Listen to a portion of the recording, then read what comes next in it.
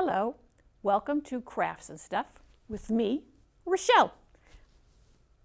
Welcome to the mess, or what will be a mess by the time we're finished. Today we are going to make these cute little notebooks. Look at these guys, huh? Aren't they adorable? Now you can use any paper you want on the inside. You can use lined paper, you can use white paper, you can use scrap paper, you can use gift wrap, I suppose. You can use any paper you want. But we're going to use construction paper because it is nice and colorful. So the first step is the back and the front covers. Candy boxes are perfect. They're a nice size. They tend to be colorful. This particular one isn't very colorful, but this one certainly is. But you can use anything. This is a soap box. Could have used the soap box. Could use the front and the back from the soap box. Could have used the cereal box. Now granted, I would not have used the whole cereal box. That would make a very big notebook. But you could use just the words Rice Krispies, or just the bowl of cereal, or maybe Crackle and Pop's face. But you can use any, but we're not going to use that one. You can use anything. We're going to use Cookie Dough Bites box because that is what I had lying around the house. And no, I didn't eat these. So you want to open up the whole thing so it's flat. Don't worry about the end right here, because we're not going to use it. We're only going to use the front and the back. Okay, I'll just cut it. Okay, so we're going to cut it right along the seam here. Come on. This is going to take a little while because I have to cut the whole box apart. And the first part is always the toughest. Once it lies flat, it's so much easier. Okay, and then we're going to cut right down here. And then flip it over, and we're going to cut right down this seam here. When I'm doing this, I'm cutting it at all the folds because all I want is the front of the box and the back of the box. So I'm cutting it on all these folds. Maybe, I don't know if you can see it better. If we looked at it from the white, probably not, but I certainly can. I should have done it on the white all along. Okay, we're going to this one. We got this one left. Come on. And this one, whoops, this one's a little messy, so I want to make this one a little bit neater. There we go. See, I told you I was going to make a mess. Let's get that out of the way for now. We don't need those. Okay. So I have the front of my cookie dough notebook, and this will be the back. So the next are the pages. So we're going to take a piece of paper, and if I can fold it in half right there, so that way I can do two at a time. And I'm going to put it right up at the edge, right up at each edge. I'm at this edge and I'm on this edge, only so that I have less edges to cut. I'll only have to cut here and here. All right, so I'm going to cut right along there, right along there. And then I'll get another piece of paper and I'll fold it in half. And I will trace it here, and I will trace it here. And I can barely make out the pencil lines on the black paper.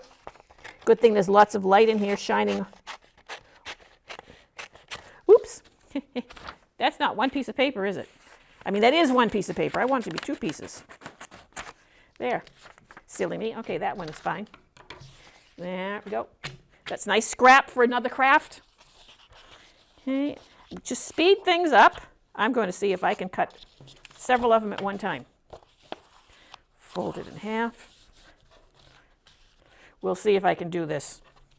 And my folds aren't perfect, so my pages aren't going to be all exactly the same size. Yeah, that's okay. Okay, so I'm going to cut it here. And then I think this is going to be the last one that I'm going to do, only for the sake of time. All right, I could probably do quite a few more pages, and then I'm just going to randomly insert these ones in here so there's not any kind of order going on here. And a blue one there, and then I'm going to put another blue one right there. There we go. Hole punch. We need to put a hole in so we can put the rings through. Okay, now, this is when you need to decide, are you going to do, like I did here, just one? Do you want to do, like this one, two? You could, I suppose, do three, but they'd be kind of close together. And then in what direction? Do I want my notebook to open like that, or do I want my notebook to open this way? Like if I was to use this one, I would probably put the rings here as opposed to here, but we're not using that one. And I'm going to do two. So I'm going to poke a hole here and poke a hole there, right? And then I'm going to take a couple of pieces of paper and I'm going to put a dot right in the middle of each of the holes that I made so that I know where to punch the next ones. And I'm going to punch right on those dots like that. Or take another couple of pieces of paper. Oh, that seems like a lot. Or rather than using the pencil, I can cut right into the holes. I think I got more paper that time, and it shifted right into the holes that I have on the lid. Okay, and then I'm going to do the same thing for these guys. I'm going to poke right in the holes that's already there.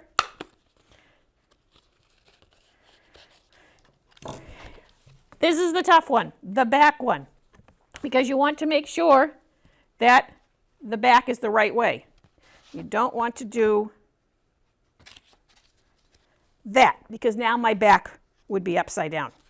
And you certainly don't want to do that. So I'm going to take this, I'm going to put it here, and to be sure, I'm going to test it a few times. The front, the back. That's everything is right side up. Okay, so that is the way it is to go. And I will punch a hole, and I will punch a hole.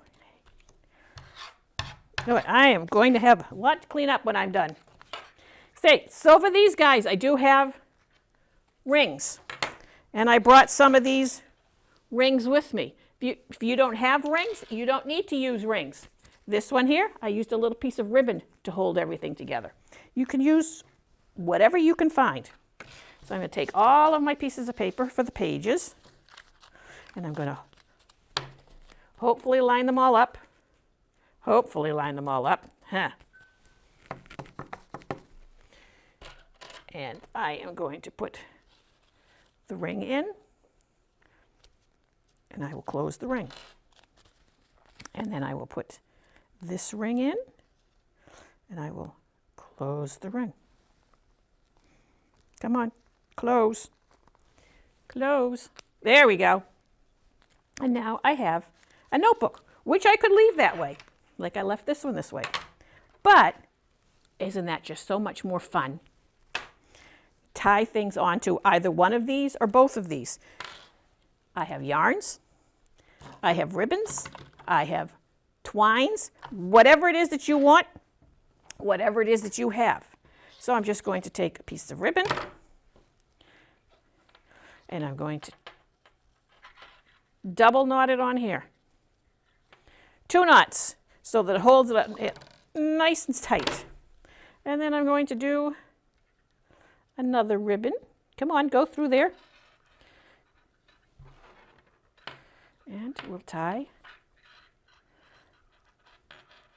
a double knot. And then this guy, this is an elasticy ribbon. Wee, wee. And I'm going to tie this one on.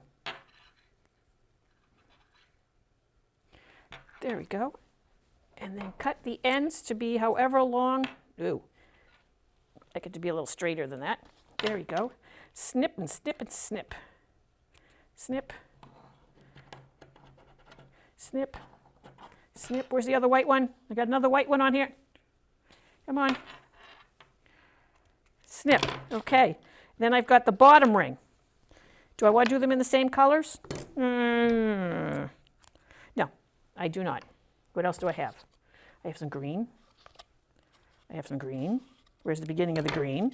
Oh, it's right here. It's taped.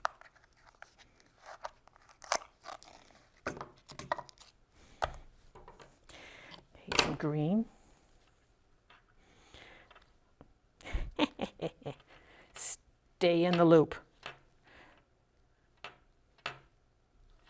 Green, and then the red one I had cut.